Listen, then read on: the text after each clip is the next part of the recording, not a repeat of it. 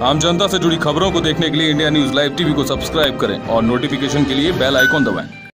भारतीय किसान संघ की बैठक ग्राम ढकिया सरस्वती शिशु मंदिर में भारतीय किसान संघ रामपुर के प्रथम जिला अध्यक्ष रहे नत्थू सिंह खन्ना की अध्यक्षता में संपन्न हुई।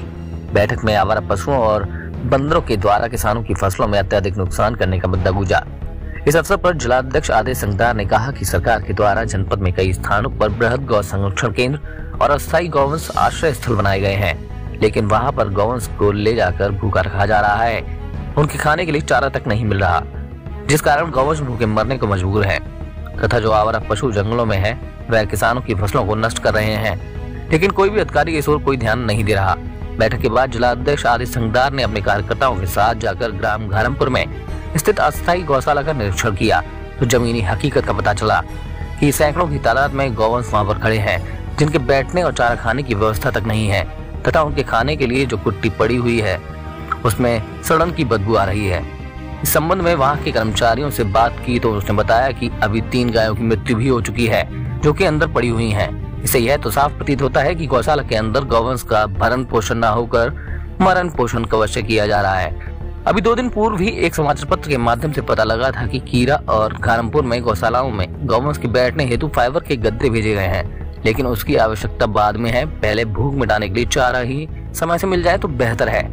इस प्रकरण के लिए कौन जिम्मेदार है, इसकी जांच की जानी चाहिए।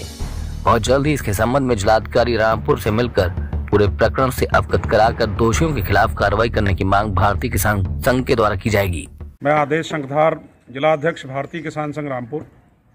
आज हम पहुंचे हैं तहसील शाहबाद की एक गांव पड़ता है घारमपुर, जहां पर अस्थायी गौवंश आश्रय स्थल है और इसकी जो क्षमता है वो लगभग 70 से 75 गौवंश यहां पर आराम से रह सकते हैं।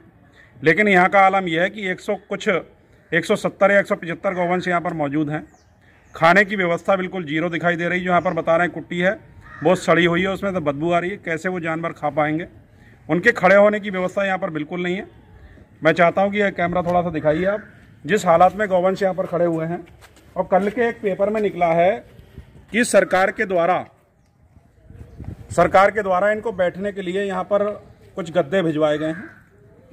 वो केवल इस तरीके की जो योजना सरकार के द्वारा आ रही है वो एक दिखाने के मात्र है और इस तरीके से इनका कहीं ना कहीं ये लग रहा है कि इनका शोषण हो रहा है।